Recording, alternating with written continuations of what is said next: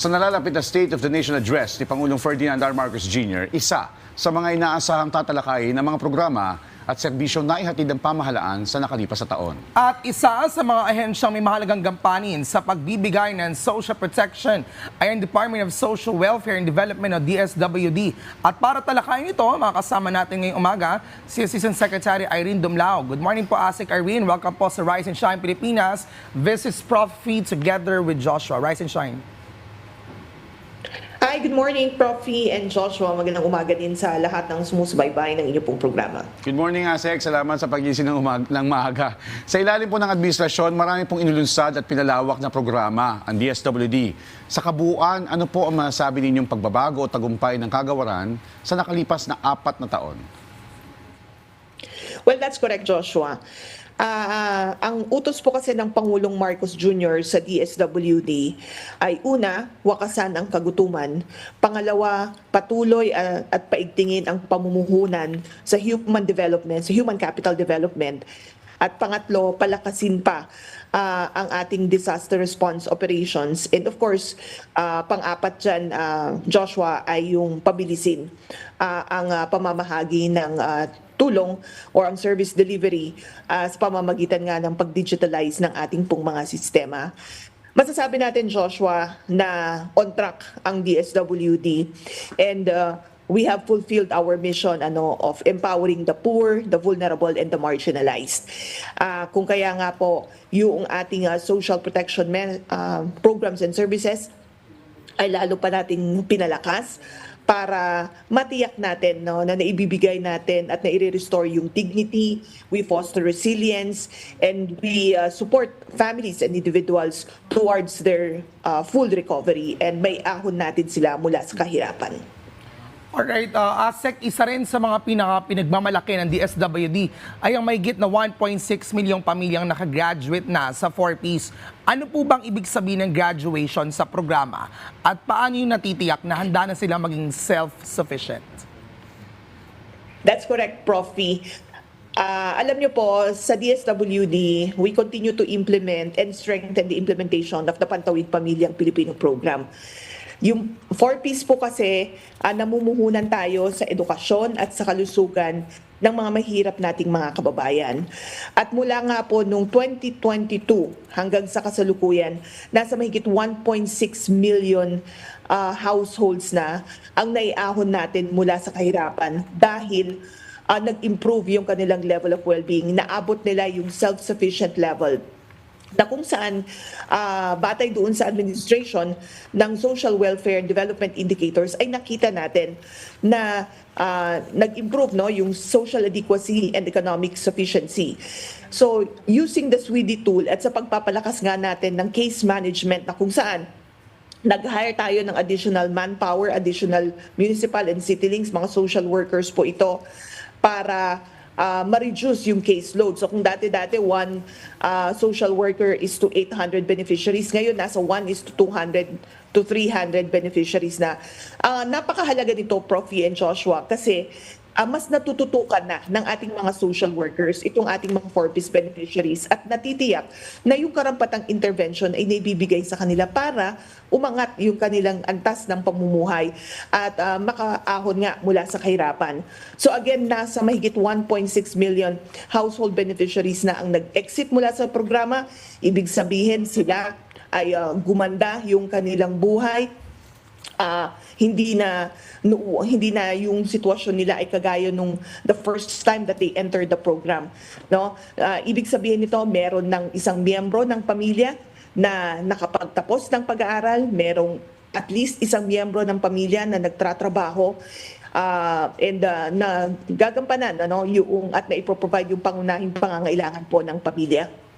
That's in terms of economic sufficiency. But in terms of social adequacy, ibig sabihin mas marami ng kaalaman ang ating pong mga 4Ps beneficiaries dahil na rin sa naituturo sa kanila sa ating family development sessions.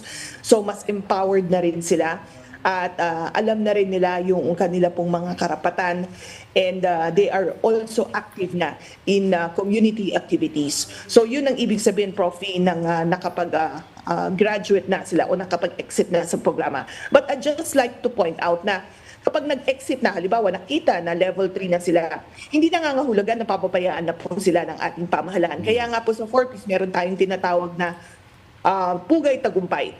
Yung Pugay Tagumpay ay tino-turn over natin yung mga graduating or exiting 4Ps beneficiaries sa kanila pong mga local government unit. Nang sa gayon, mabantayan sila, mamonitor sila, at matiyak na nasusustain yung pong improvement in their level of well-being. Kasi syempre, meron na silang mga livelihood activities, meron din silang trabaho, and other support services. Dapat yan natitiyak na nagpapatuloy so that in any case na magkaroon ng disasters o mga emergencies, ay hindi po sila basta-basta bumalik sa kahirapan. Yeah. In addition to that, ASEC, patuloy din pong pinalalakas ng DSWD ang AIX, Sustainable Livelihood Program, gaya po ng inyo nabanggit, at Parabasa at Pag-abot Program. Paano po ninyo binabalanse ang agarang pagbibigay ng ayuda at ang pangmatagalang layunin na maging self-reliant yung ating mga benepisyaryo? Yes, Joshua. Of course, nandiyan din yung assistance to individuals in crisis situation, gaya nga ng nabanggit mo, and other developmental programs of the department. Kasi po ang DSWD, may first name at may last name. Meron po kami, ang first name po namin ay social welfare, and our last name is development. So under social welfare, dyan pumapasok yung ating mga social safety nets, kagaya nga ng AIX. Kasi mahalaga na meron tayong mga social safety nets kasi kapag may mga economic shocks, kapag may mga energy emergency, kapag may mga disasters, kinakailangan ng immediate relief.